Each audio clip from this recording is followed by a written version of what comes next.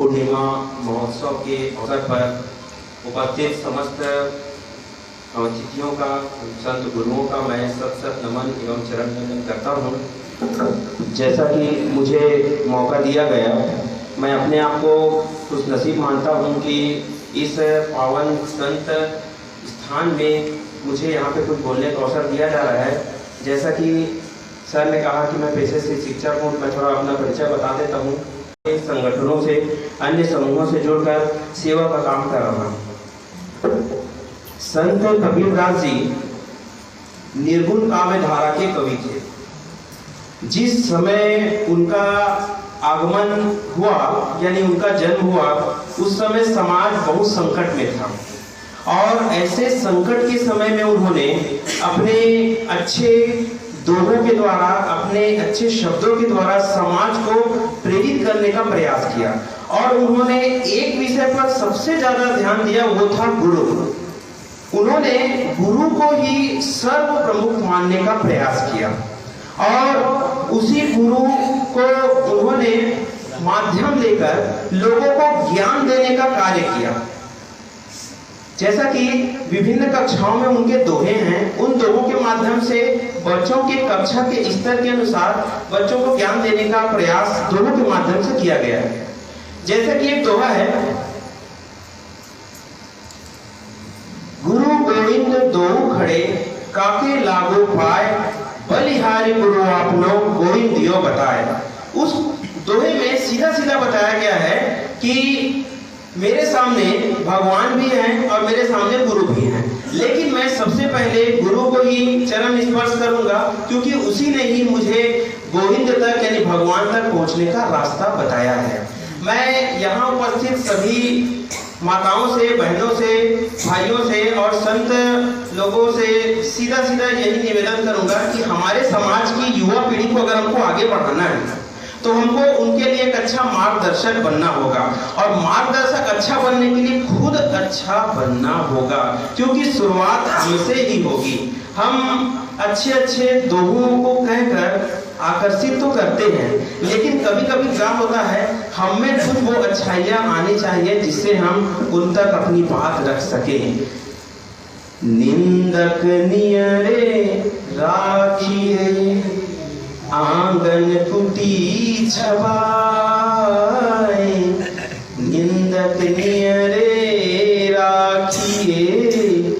इस पंक्ति में निंदक के बारे में कहा गया है कि जो आपकी निंदा करता है, जो आपकी निंदा करता है वो भी लगभग गुरु के आसपास होता है।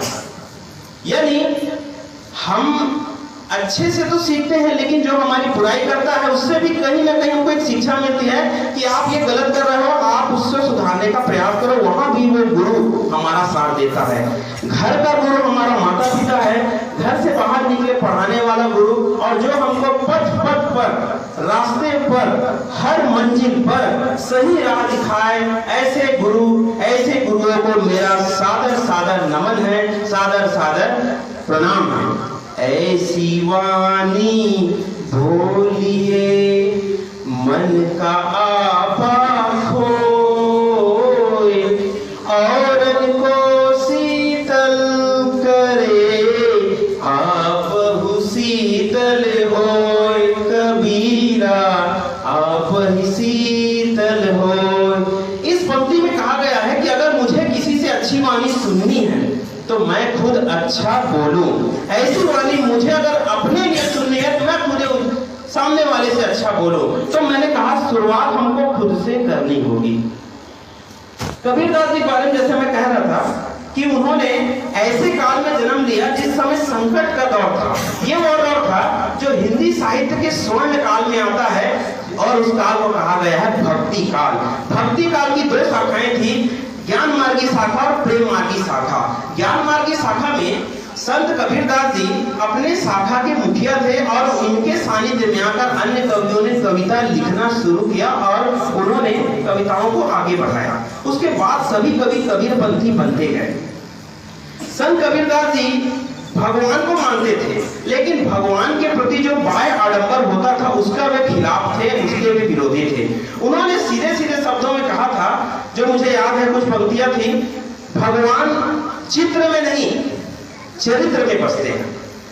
भगवान जो है चित्र में नहीं चरित्र में बसते हैं, अतः अपनी आत्मा को मंदिर बना दो।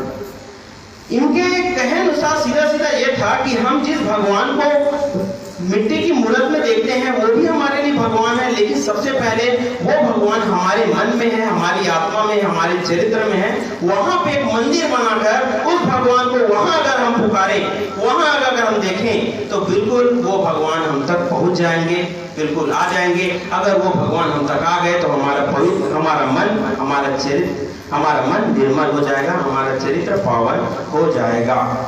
सतगुरु की महिमा अनंत, अनंत किया उपकार,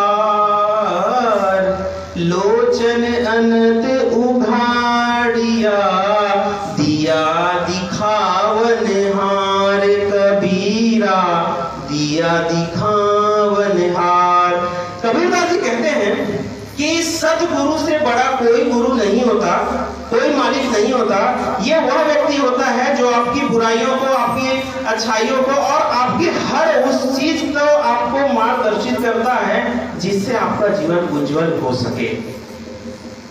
मैं आज के कार्यक्रम में मुझे बोलने का मौका दिया गया, इसके लिए सादर सादर प्रणाम करता हूँ, वंदन करता हूँ और